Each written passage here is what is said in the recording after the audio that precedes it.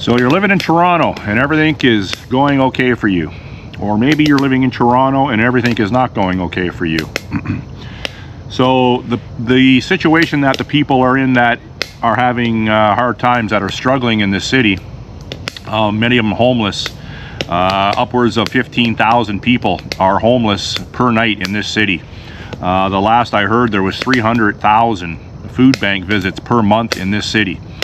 Yesterday I touched on some people on CP24 that were raising a concern with regards to culturally appropriate food at the food banks. So people that's going okay for them right now, that is going to change. That is going to come to an end. You see what's happening in France. You see what is happening in the UK. You see what is happening in Germany. The countries have been overrun with unsustainable immigration. The native people of those countries are pushing back with regards to the unsustainable immigration rates. If you watch any videos from Kurt Kaz, you watch any videos from Charlie Veitch, from Billy Moore. Charlie Veitch and Billy Moore are based out of the UK. Billy Moore is a former MMA Thai fighter.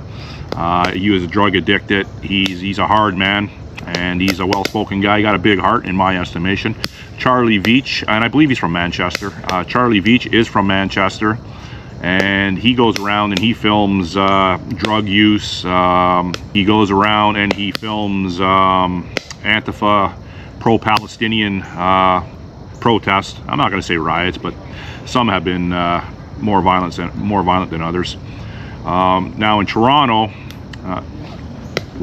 over there is a little bit more advanced with regards to the violence level. In Toronto, we're getting there. In Toronto, we have pro-Hamas protesters. I call them protests. I use that term loosely. They're more very much violent people. They're all associated with Antifa, and there's many alphabet groups that fall under Antifa. It seems to be like, and I've said this many times, that people are aware of this, that you know, the LGBT community, a large faction of it are violent. The pro-Hamas faction, most of them are violent. You know, BLM is pretty much, you know, it's still in the background, but obviously it was a violent organization. You look what's happening in Portland, Oregon right now with regards to ICE in that city, and having clashes with the Antifa people there, and it's violent. They're pushing back against federal agents, and they're not winning, of course, but they're doing the best they can to disrupt democracy. So this has obviously found its way to Toronto, Canada, many years ago. There's a rally coming up, a Canada First rally coming up March 25th, or sorry, March 25th, coming up October 25th at Queen's Park. I mentioned that in my video yesterday. And, you know, if I do go to it, I'm expecting a violent presence there, and it won't be from my side of the aisle. It's paid agent provocateurs on the left side of the aisle that are paid Antifa members, public sector unions, and like I said earlier, all of the alphabet, I call them alphabet mafia, because basically it's organized. And it's organized crime, but it's governmental organized, it's government organized crime, because our liberal government is using them as their boots on the ground. They're using them as guerrilla soldiers, and they have been for a very long time. This is not something new. It's a Marxist socialist tactic. It's their violent, they go under the guise of anti-fascist when they are the fascists, and whatever they're accusing us of, they're actually doing themselves. They're committing the crimes, and you know, they're very violent. There's countless hours of video where you can see these people masked up all in black. Like, you know, I could be confused as that too, but I never wear a mask. You know, in downtown cores with hammers, smashing windows, setting cars on fire, setting police cars on fire. It's mass chaos. It's total anarchy, and it's all with the purpose to have a one-sided, one-tier government, and it's the left, which is it's essentially it's communism, and they want only their voices heard. With regards to our anti-speech laws in Parliament that have passed, and I believe it's Bill C8 is in the second reading, I think. I could be wrong on that. And what they're doing, they're going to have the ability to stop your internet provider if they don't like what you are saying. And it doesn't have to be violent speech. It doesn't have to be inflammatory, generally speaking, but it could be very inflammatory to them. And like I said earlier, it's a common term. It's not hate speech. It's speech they hate. So this is not. It's going to get worse before it gets better. There's more and more people like myself vocalizing their displeasure with the Liberal government. There's more and more people that want to join a movement to get their voices heard in a public forum like Antifa, like the left are so organized with doing. The left are so organized, and Antifa is so organized because they're funded by liberal Democrat voters, and they're funded by NGOs that siphon money off taxpayers, and they pay through the back door to these people that go down there and cause problems. A lot of them are misguided youth. They've been indoctrinated through the education system. A lot of them are drug addicted, alcohol addicted, homeless. So they got a lot of angst and a lot of pent up anxiety in them. So if they're approached and they're actually offered money and food and whatever, and certain equipment that they're going to need for these riots, like gas masks and face shields, and maybe they wear bulletproof vests, maybe they wear plate carriers, maybe they wear edge weapons vests. I don't know. Well, I do. I've seen that on video at the protest. I've never been to one of these protests. I've mentioned before in my videos I was at the Freedom Convoy in Ottawa in 2022. Second weekend of the 3 weekends, mid-February, and it wasn't like these current protests, because there was no anti-protesters at that Freedom Convoy. It was just a couple 100,000 freedom-loving, critical thinking people that showed up to voice their concern about vaccine mandates, not being allowed to cross the borders unless you had vaccine passport papers. So that's what that was about. That was one of the best experiences of my life, was the Freedom Convoy in 2022. It was a freezing cold weather. That kind of was a downer, and there would have been more people if it wasn't so cold. But it was like a giant weekend Canada rally with Canada patriotism, Canadian nationalism, patriotism, a lot of military people there, a lot of different ethnic groups were there, visible minorities were there. It was a really a good time, and it was a really good time to bring Canada together, much to what the Liberals tried to paint, the CBC, Globe and Mail, Toronto Star, all those bought and paid for medias. Obviously they painted it as an insurrection, a January 6th North, which was further from the truth. They had agent provocateurs in the crowd there. It was a police state. I've never seen so many tacked out riot cops in my life, and never in my life have I seen so many. A lot of big cops. It wasn't these small little 5'5" cops. Maybe there was a couple peppered in there, but the cops were organized from across the country. They were put up in hotels, including nice hotels like the Chateau Laurier. I've stayed at the Chateau Laurier, very nice hotel. So anyhow, it was a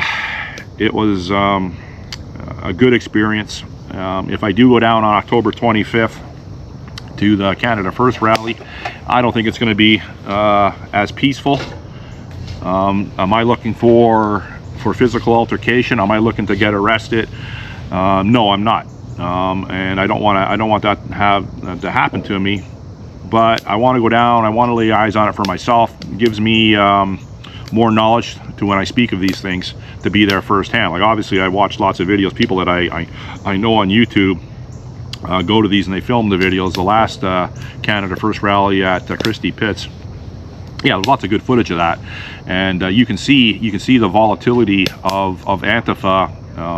You know, they want to invoke a violent response from people that are going down there and raising concerns about the unsustainable immigration, raising concerns about the cost of groceries, raising concerns about the unaffordability of living arrangements, mortgages, you know, bankruptcies, losing your house, losing your condos because you can't afford them. That's what this is all about. It's not going down there and saying, you know, we don't want any more immigrants in the country. We want sustainable immigration. We want immigration that brings a skill set to the country that is willing to assimilate into Canadian Western values. Not come here and you know, get a $3,500 check, get put up in a hotel, and then complain that you don't have culturally appropriate food. You know, my cell phone isn't, you know, the latest iPhone. Why don't I have the latest iPhone? You know, it's, you're coming to this country from a country that you're saying you're being persecuted, and, you know, it's a war-torn country. You're being politically persecuted, you're being religiously persecuted. Then you come here and you're demanding all these things, and you're telling people that are Canadian citizens, and I don't care what color you are, Canadian citizen's a Canadian citizen. You're telling Canadian citizens that this isn't good enough for you, and you're being mistreated.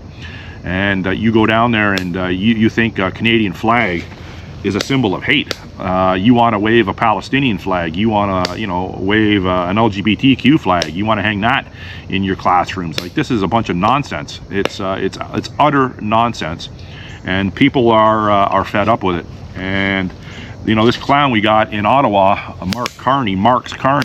You know, this guy doesn't even want to be in Canada. He's on his Airbus Canadian military transport jet, flying all over the place, just wasting money. You know, his carbon footprint is, you know, 100 times what mine will ever be, 1,000 times. So, you know, it's all a facade with these people.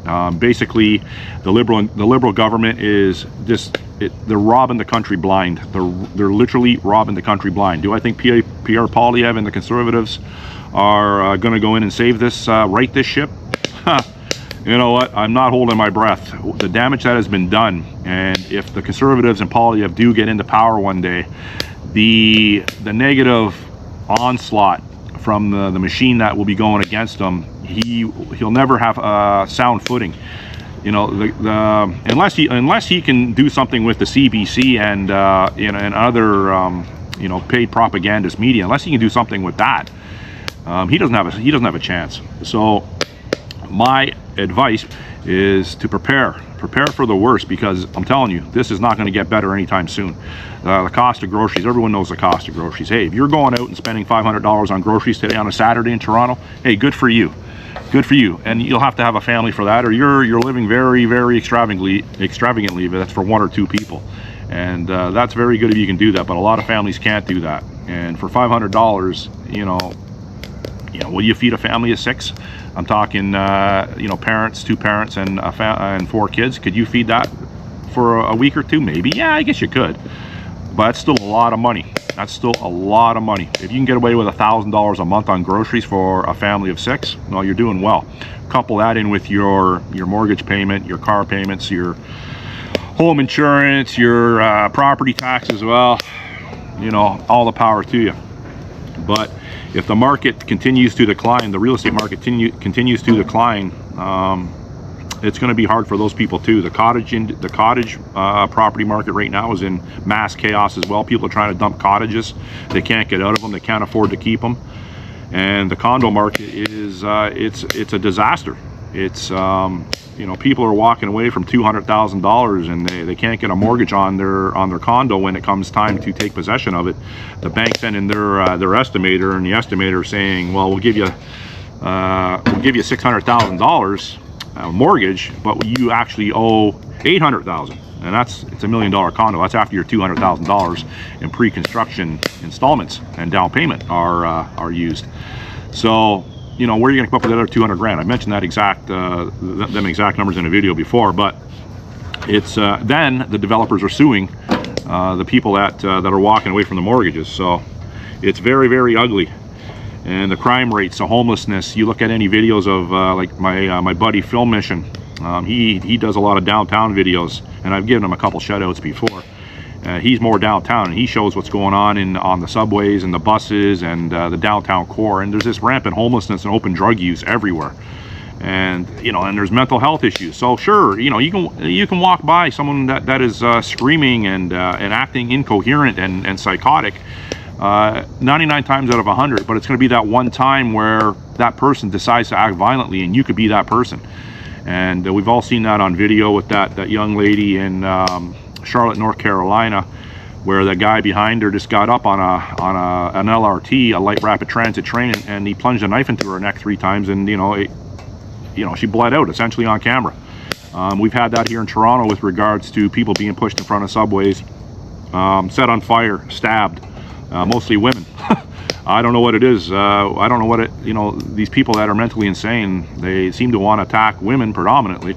I don't know why that is, but it seems to be the case. But I'm not saying men don't get attacked too.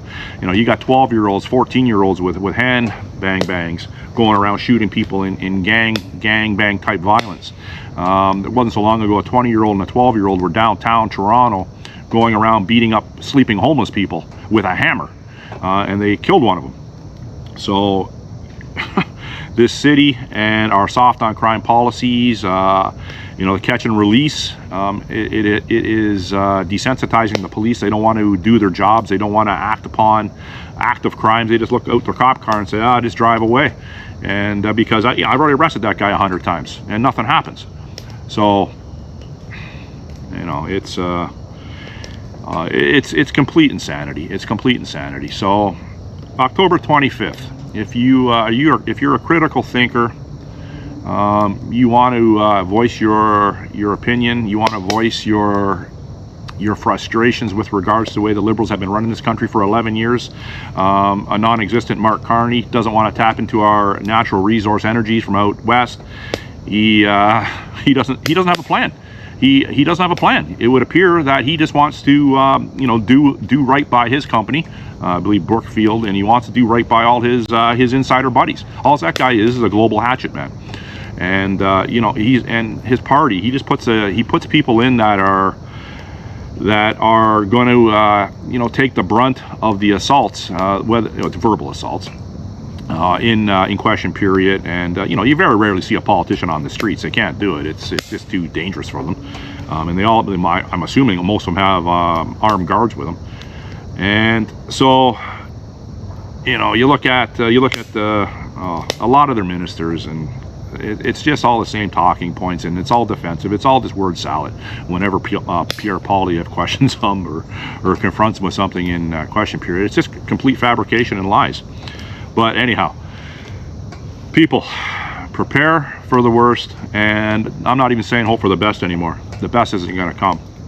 If you got any questions or concerns, put them in the comment section. If you want to go down and see what's happening with the violent left and how Antifa rock and rolls under the guise of a pro-Hamas movement or the LGBTQ movement or public sector unions, go down to Queen's Park on October 25th, guys. But be careful, because there will be violence coming from that side. Anyhow, if you're not used to violence, or you haven't been a part of violence throughout your life, it could be a real traumatic experience for you. PTSD could result. So, but anyhow, thanks for watching. Enjoy the rest of your day wherever you are in the world. Bye.